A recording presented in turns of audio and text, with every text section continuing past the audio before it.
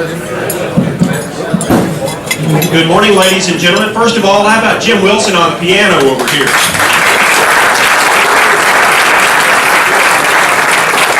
It is my pleasure to welcome you this morning to the 2017 State of the City Breakfast featuring the Honorable Michael Gray as Mayor of the City of Pittsburgh. I know the Mayor has a lot to get to today. In fact, when we met a couple of weeks ago, his big concern was, he said, if I talk about everything good going on in our community, this could quickly go from a breakfast event to a dinner event. So I don't envy the Mayor in having to focus on a few items here today because there are so many positive things going in our community. But certainly appreciate you, Mayor Gray, and everything the City of Pittsburgh does. We know we also have a number of you in the room that have previously served as the Mayor of the City of Pittsburgh. If you are a past mayor in attendance, will you please stand to be recognized?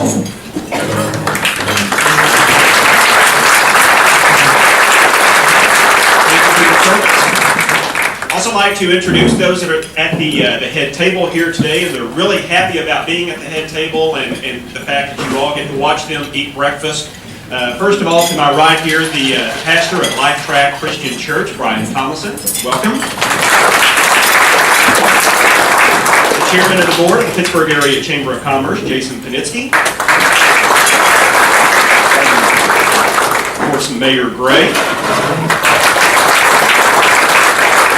One that gets to introduce the mayor today with Watco Companies, Mr. Pat Cedillo. Welcome. I'd also like to welcome our sponsors that help make this possible here today. They include Watco Companies, Kansas Gas Service, Names and Numbers, and the Pittsburgh State University and Office of University Advancement. How about a big round of applause for our sponsors here this morning?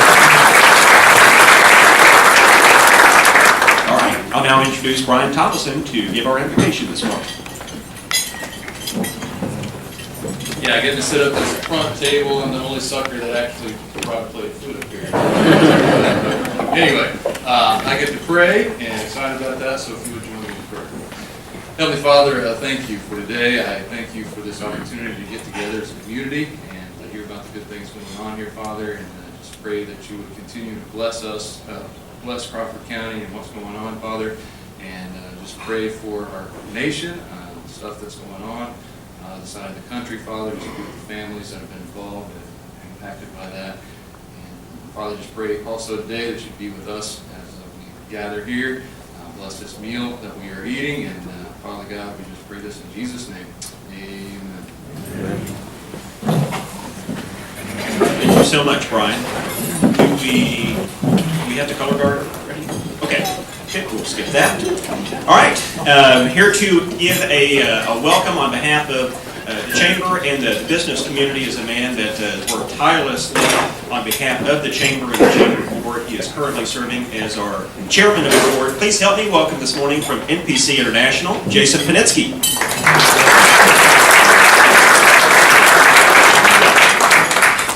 Good morning. On behalf of the Pittsburgh Area Chamber, I would like to welcome you to this year's State of the City address. The Chamber is happy to partner with the City on this and many other projects that make our community great. Mayor Gray, the Chamber and our business community thank you for all that you and the City do for our community. We look forward to continuing this partnership in the year ahead. Thanks again.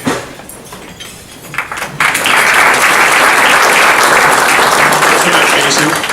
Well, here to introduce Mayor Gray this morning is someone that not only works alongside the mayor on a daily basis at Watco Companies, but also indirectly works with the mayor as a member of our Economic Development Advisory Committee. It's a group that screens all of the economic development projects that will eventually will take a recommendation to the Pittsburgh City Commission. Ladies and gentlemen, please help me welcome welcome the mayor this morning, Mr. Pat Cedillo.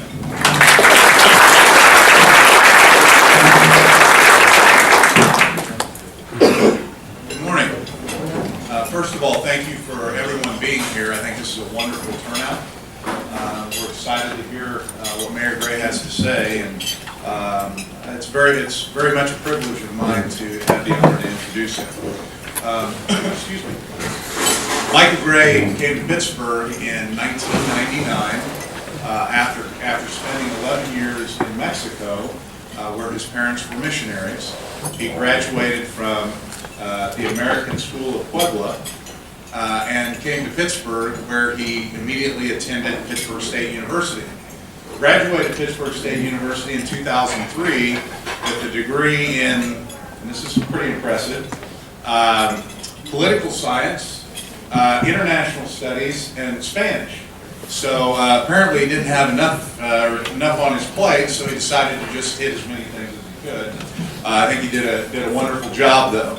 And if that wasn't enough, Michael then went to the University of Tulsa, where he got his Juris Doctorate there in 2006, and then joined Watco Companies in 2007, where I've had, again, the honor and privilege to call him a team member since that time. It says Michael handles our contracts, he handles labor and employment for us. Michael handles much, much more. He is a great coworker. He's gotten me out of many jams, and we won't talk about those right now. But he is a logical thinker. He is a creative thinker, which having both really brings so much to the table.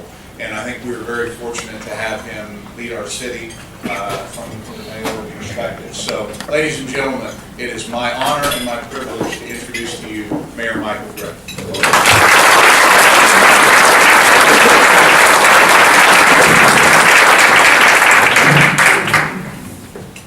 Wow. I didn't know my money was going to go that far back. I would like to recognize just a few people that are here with me this morning. My mom is with me. She drove over from Wichita last night to attend this morning, so I appreciate her being here. And then my two daughters are here this morning. They're probably not excited about me bringing that up, but they're here this morning because they get to get out of school. And when I told them I was going to bring them this morning, Hannah asked if there was going to be breakfast. And when I told her yes, she said, I'm in. So it's really, really encouraging to have your girls excited about breakfast. We've been listening to them. Well, good morning, everyone. I'm glad to be here, and I'd like to recognize the other 4 city commissioners that currently serve. If they wouldn't mind standing up real quick, just to make sure that we kind of give them a recognition as well. Jeremy Johnson, John Ketterman, Chuck Munson.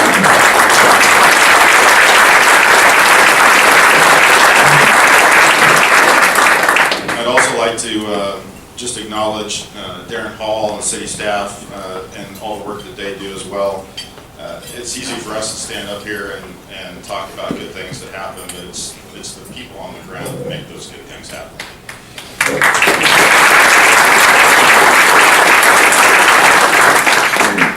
I'm excited about the opportunity to give you an update this morning about the state of the city of Pittsburg, Kansas.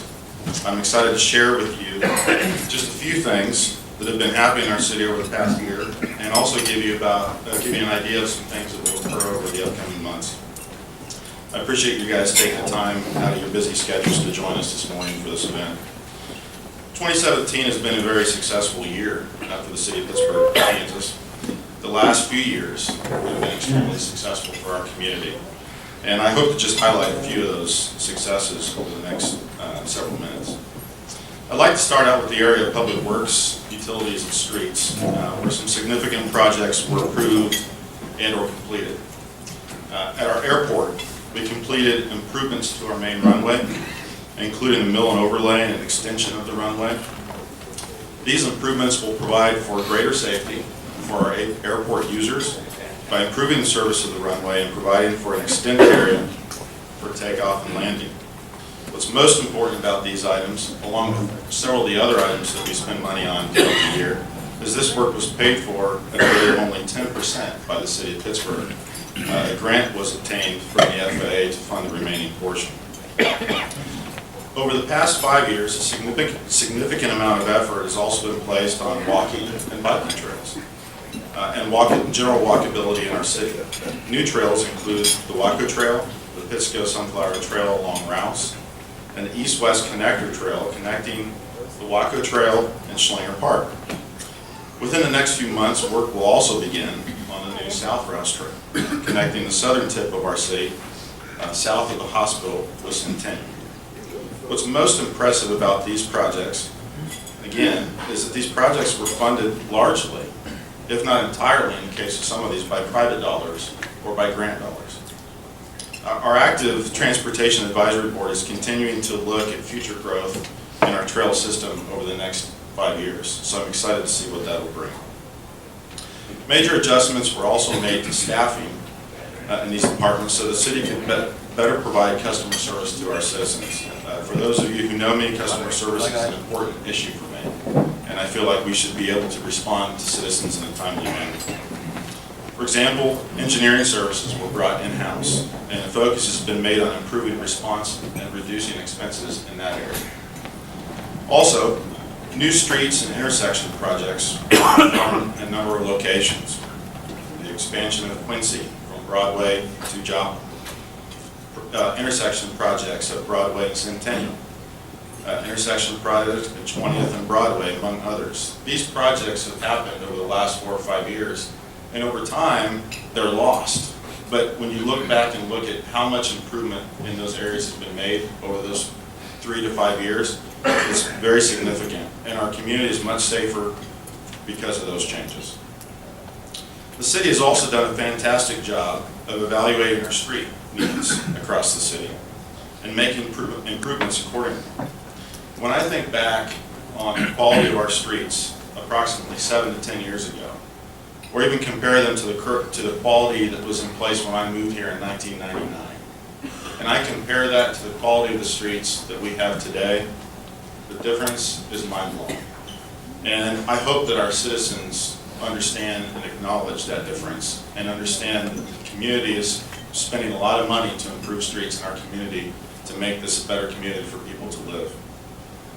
Every significant street within city limits has been touched in one way or another. From Broadway to 4th, Georgia to Michigan, Centennial, all the way to the northern edge of our city. And with the passage of additional sales tax over the summer, additional dollars will be made available for streets, including East 4th Street and Jefferson Street. We have been diligent with those street sales tax dollars, and our transparency, I believe, has paid off. Citizens have trusted us with those additional funds, and we will continue to use those monies, as we do with every other dollar, as efficiently as possible. In the area of technology, we are light years ahead of where we were 5 years ago. We have made major investments in hardware and software. Our hardware a few years ago was antiquated at best. Now we are able to handle the needs of our city in a way that matches the requirements of the 21st century. We have allowed for increased competition in the way of fiber across our city, with over 10 miles of fiber having been laid so far just in the last about 12-month period. Over this time, this additional infrastructure will place us ahead of many other communities across Kansas and in our region, especially in southeast Kansas. I think it will be interesting to see how this gives us a competitive edge in attracting future business to our community. This infrastructure is not only used for our people, but can also be shared with other jurisdictions across the region, creating additional partnerships with those regional players. Bottom line is we went from being a follower in terms of technology to a leader over the course of just a few short years. Our police and fire departments have been extremely busy over the past year, and when you look back, especially over the last 3 to 5 years, passage of the safety sales tax has allowed those departments to implement new programs, obtain new equipment, and perform training that had not been performed in a very long time. Our people are better trained and equipped for our community, and we owe the taxpayers of our city for that. For example, in the case of the police department, we have been able to form a narcotics unit that is having an impact on drug-related activity in our community, along with the ancillary crimes and activities that go along with drug use and trafficking. The city is now using the services of a special prosecutor employed solely for the purpose of pursuing cases related to narcotics in the city of Pittsburgh with an expanded view on investigations, allowing the department and the city to be much more aggressive on property crime due to the additional staffing and resources. We believe we are starting to see significant results in these areas by putting criminals behind bars and off of our streets. In the case of the fire department,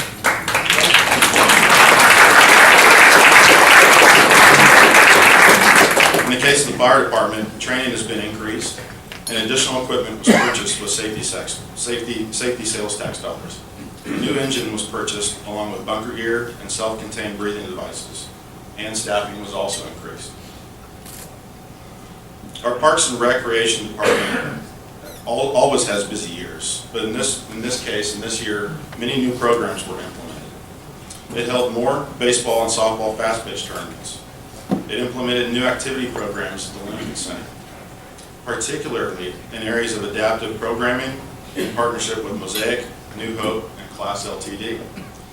It expanded its reach to include the downtown farmers market and even Kittyland, and it improved and/or added playgrounds across our city. These things are important for people to come to our community.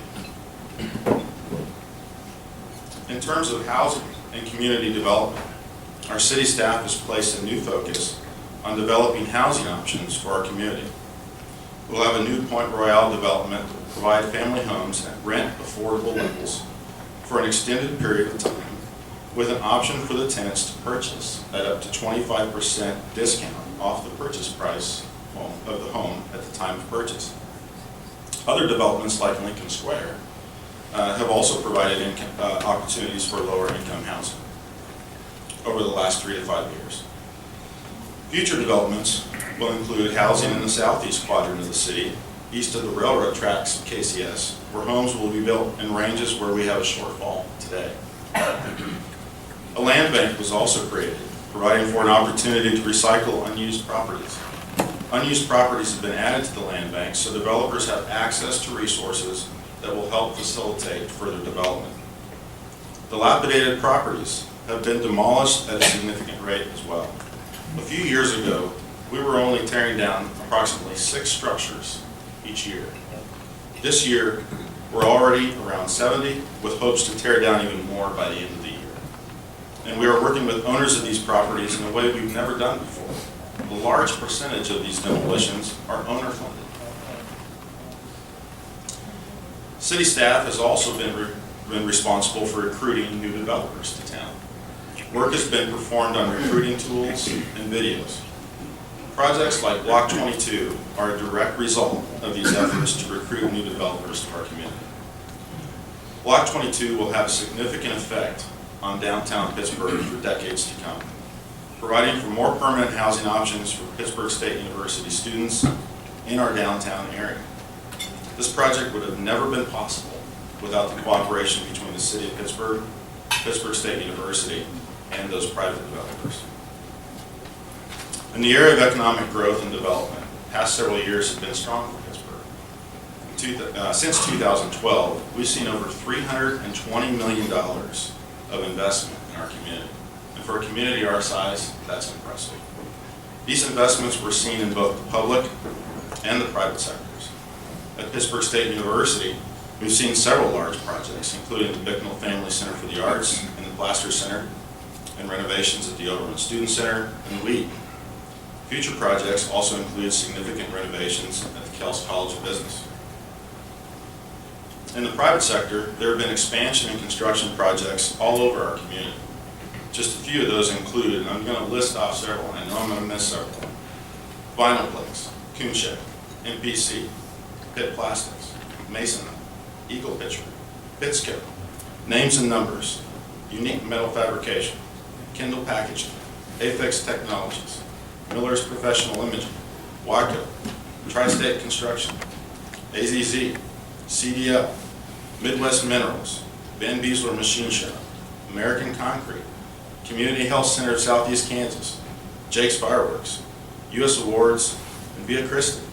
And this list, I know I've missed a lot on that list, and it doesn't even include a lot of the smaller businesses that are expanding and adding jobs as well, including in our downtown area.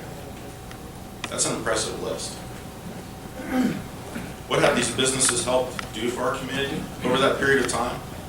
What economic successes have we seen over that same 5-year period? These are just a few of the figures that our team has put together. We believe that over 1,100 new jobs have been created over that period of time. Average wage in our community has gone up almost 10%. We believe the poverty rate has declined. Some figures say as high as 18%. Our health ranking in the state has improved by 14%. For the record, I want to make sure this is clear because I've had people question when I say those things previously. I can't stand here before you today and claim responsibility for the successes of these businesses. These businesses' shareholders, they're the ones that have made the risk and grown their businesses. However, I am proud to say that we have all been a part of making the city of Pittsburgh a place where these businesses can call home and want to call home, and where they have been willing to expand and move to. Many of the businesses I just mentioned made choices to move business to Pittsburgh from other locations because they wanted to be here or expand business in Pittsburgh. We should be proud of our community. Are we where we want to be? Absolutely not. But we're certainly trending in the right direction, and I firmly believe the numbers I just walked through are evidence of that. I expect this trend to continue going forward. Last spring, I'm going to embarrass my daughters a little bit. Last spring, I was able to visit the fourth grade students at George Nettles. My youngest, Haley, was a fourth grader at that time. My oldest daughter, Hannah, was also a fourth grader at one point, and I also had that same opportunity when she was a fourth grader. I was invited by their teachers to talk to the students about the role the city played in their community and to discuss why I had decided to run for a volunteer elected position. Now, when you first show up and have dozens of fourth graders sitting in front of you, you never really know what kind of questions you're going to get. So you have to be prepared for everything. After all, they're just fourth graders. I did get a few funny questions, like if I knew the president, whether I lived in a White House, or if I could be fired. I tried to ignore that last one. But what did I mostly get from them? I got amazing questions, one right after the other. They asked me what I did as a city commissioner and as a mayor, and what the difference was between the two. They asked me why I had chosen to run for public office. They inquired about rules for running for office, including age limits and citizenship. These are fourth graders. They wondered about taxes and what those different taxes paid for. We got to talk about the many different tasks the city performs on a daily basis. They asked questions about our first responders. And get this, they even asked about the budget and how much money the city spent on an annual basis. I can count on one hand the amount of time I've had adult citizens ask me that question since I became a city commissioner in 2011. At the end of that 30-minute question and answer session, I had more thoughtful questions from that group of fourth graders at George Nettles than what I've had since I became a commissioner in 2011. In some ways, these children had never stopped to think about these items previously. These were only 9 and 10-year-old children I was talking to, but yet they were able to formulate very substantive questions about our government and the way it worked. There are 2 points I want to drive out of this story in conclusion. The first is this: learn about your government. If 9 and 10-year-olds can ask meaningful questions, I'm confident everyone in this room can get engaged and become more informed. The second point is that there are a lot of great things our city does for citizens each and every day. Again, with respect to this item, I want to make sure this is also very clear. The role the city plays in our daily lives is not something that I can take credit for. The city commission can't take credit for that. The city commission does get involved in approving significant expenditures and setting an annual budget. It also helps set policy and aids in determining the vision for the city going forward. However, the work is done by much more important people, and that's the city employees. Our community should be extremely grateful for these men and women. They are the ones who make sure your water is clean and your wastewater is treated and disposed of properly. They're the ones who pave your streets. They maintain your parks. They come to your aid when you have a fire. or when you're in need of emergency assistance. They catch the bad guys. Just stop and think about what Pittsburgh would be like without these services. Even 9 and 10-year-olds were able to comprehend. We all play a role in making Pittsburgh a place where people want to live and work. But I ask for you to remember that these things we take for granted happen because of the hard work of these men and women. If you are a city employee, I would ask that you please stand at this time.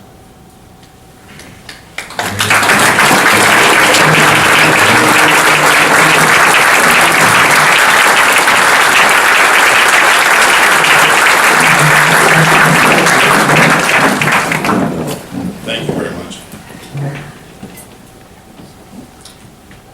I promised my girls I was going to keep this short, so I'm following through with my promise. I couldn't be more excited about the future of Pittsburg, Kansas.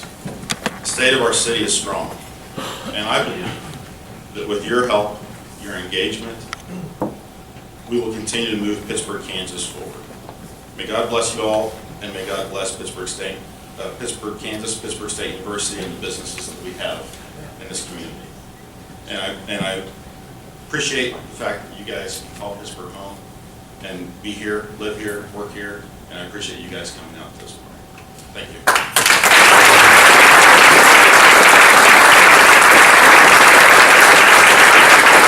Good job, Mr. Gray. Thank you again for all the city employees and the city leadership for what you do for our community on a regular basis. Thank you that we had such a good turnout this morning. I think that speaks volumes to our community's engagement, and great job, Mayor Gray, and again, thank you to all the city folks that are here today for what you do. The mayor talked about a lot of events that have happened in the past. I'll give you an idea of how busy this week is. Not only do we have this event today, tomorrow morning at 10 o'clock, we'll cut the ribbon on the new Hampton Inn and Suites. So we'll have the ribbon cutting there tomorrow at 10 o'clock. And then on Thursday, where's Todd Allison?